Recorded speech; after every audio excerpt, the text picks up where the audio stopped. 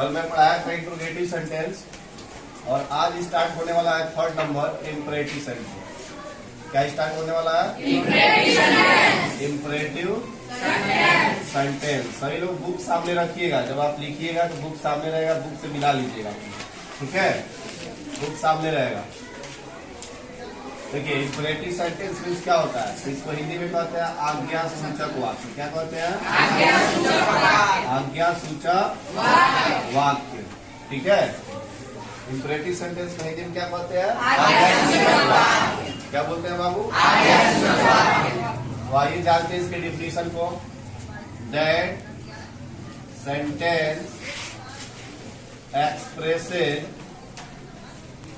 Sentence expresses order यानी कि आज्ञा, एडवाइस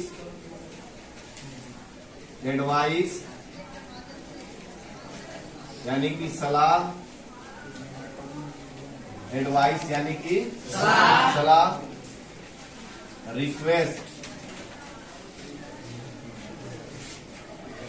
रिक्वेस्ट यानी कि निवेदन या प्रार्थना। बात समझ गए?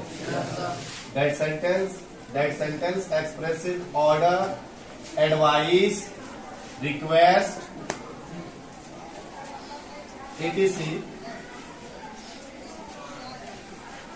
etc. is called an imperative sentence. An imperative sentence.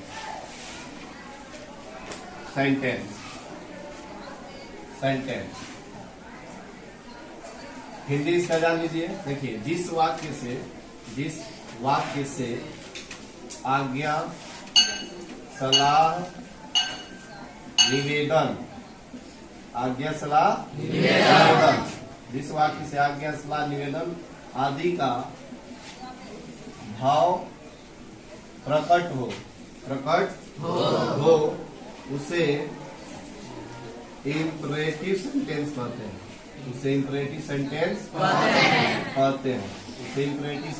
कहते हैं। ठीक है?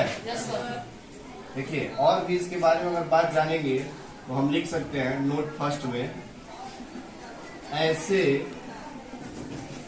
वाक्यों में, पहला नोट बना के लिख सकते हैं, ऐसे वाक्यों में कर्ता यानी कि सब्जेक्ट यू होता है जो छिपा होता है, यानी वाक्य में दिखाई नहीं देता। इम्परेटिव सेंटेंस में क्या होता है? कर्ता यू होता है जो क्या होता है बाबू? छिपा होता है, वाक्य में दिखाई नहीं देता है। बस समझ गए? अतः ऐसे वाक्यों की शुरुआत एमवी फर्स्ट से होता है। ऐसे वाक्यों की शुरुआत एमवी फर्स्ट से होता है, ठीक है? कभी कभी प्लीज, काइंडली से भी होता है,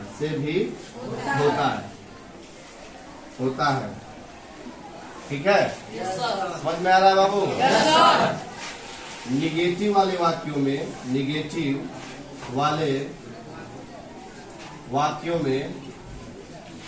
में डोंट या डू नॉट या नेवर,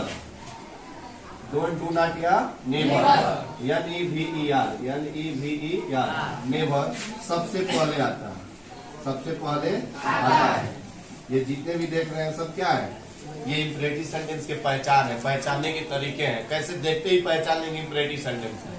तो जिस वाक्य की शुरुआत एमवी फर्स्ट से होगा, किससे होगा? एमवी फर्स्ट से होगा, प्लीज से होगा, काइंडली से होगा, और डोंट या डू नॉट से होगा या नेवर से होगा, तो आप सब समझ जाएंगे कि वाक्य जो है इम्परेटिव सेंटेंस है।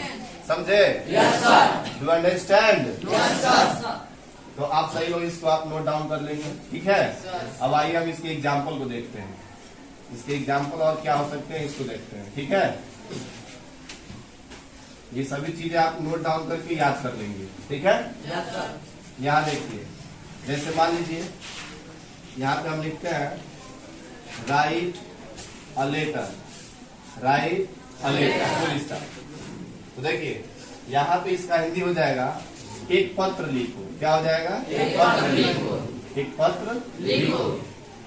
तो देखिए इसमें सब्जेक्ट दिखाई दे रहा है, इसमें कहीं आपको सब्जेक्ट दिख रहा है? जैसे बाकी में आप ही देख रहे थे, सी देख रहे थे, इट देख रहे थे, ऐसे सब्जेक्ट कुछ दिख रहा है? तो इंपरेटिव सेंटेंस का पहचान ही यही होता है कि इसमें सब्जेक्ट दिखाई नहीं देता है और अंत में फुल स्टॉप होता है, छिपा होता है। अगर कोई पूछे सब्जेक्ट कौन है तो यू को बताते हैं। किसको बताते हैं? यू को। तो ये आपका सेंटेंस कौन सा हो जाएगा? इंपरेटिव हो जाएगा। क्या हो जाएगा? Imperative sentence. आप यहाँ सामने लिख सकते हैं, आप एग्जाम्पल भी दे सकते हैं, अपना कंप्लीट कर लीजिएगा। दूसरा देख लीजिए इंपरेटिव का, जैसे मान लीजिए प्लीज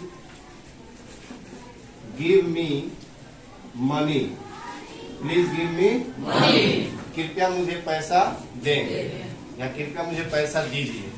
तो होता है इसका शुरुआत किससे हो गया? प्लीज से। किससे हो गया? प्लीज से। और अभी मैं आपके थ्योरी में जब मैं लिखवा रहा था तो उसमें बताया हूँ कि जब प्लीज से शुरू होगा तो वाक्य क्या कहलाएगा? क्या कहलाएगा? ये कौन सा हो गया वाक्य? इंपरेटिव सेंटेंस का ही आपका एग्जाम्पल हो गया। क्यों? तो आप लिख लेंगे, आपके दो दो दिए हैं, उसमें लिखने के दिया है कि दो दो आप क्या करिए? लिखिए। बात समझ गए? आप यहाँ से लिख लेंगे आसानी से, ठीक है? तो ये आपके हो गए। और भी इसकी शुरुआत कैसे होता है? तो don't talk in the class, don't talk in the class. वर्ग में बातचीत मत करो, वर्ग में बातचीत मत करो। देखिए इसकी भी शुरुआत किससे हो गया? Don't say. आप देख रहे हैं आई एम भी फर्स्ट से हुआ था तो इंपरेटिव सेंटेंस हो गया, प्लीज से हुआ इंपरेटिव सेंटेंस हो गया, उसी प्रकार डोंट से हो गया, क्या हो गया? Imperative sentence. और सबके अंत में फुल स्टॉप होते हैं।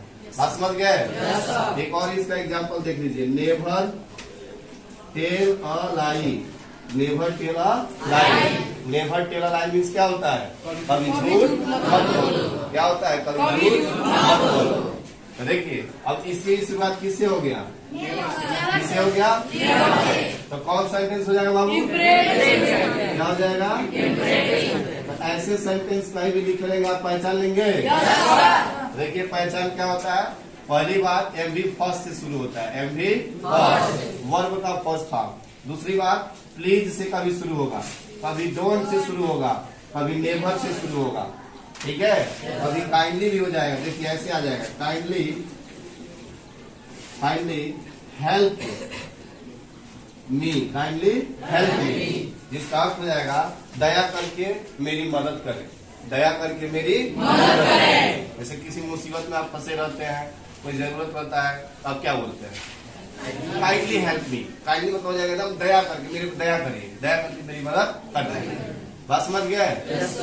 तो इस तरह के जितने भी सेंटेंस आपके सामने आएंगे आप आसानी से पहचान कर बता देंगे सभी सेंटेंस इंपरेटिव सेंटेंस है। और जो आपको एग्जाम्पल लिखना होगा यहाँ से आप एग्जाम्पल भी लिख लेंगे, ठीक है? और रही बात अफर्मेटिव निगेटिव की, तो कल बताए थे ना अफर्मेटिव निगेटिव, तो वहां से जाकर आप अफर्मेटिव निगेटिव का इसमें भर दीजिएगा। इंट्रोगेटिव का भी बताए थे, दो एग्जाम्पल पूछा था। बात समझ गए? तो आज का ये आपका इंपरेटिव सेंटेंस समाप्त हो गया। अभी बच रहा है कौन सा? एक बच रहा है आपका चौथा, ऑब्जेक्टिव बच रहा है, ऑब्जेक्टिव। और एक क्या बच रहा है?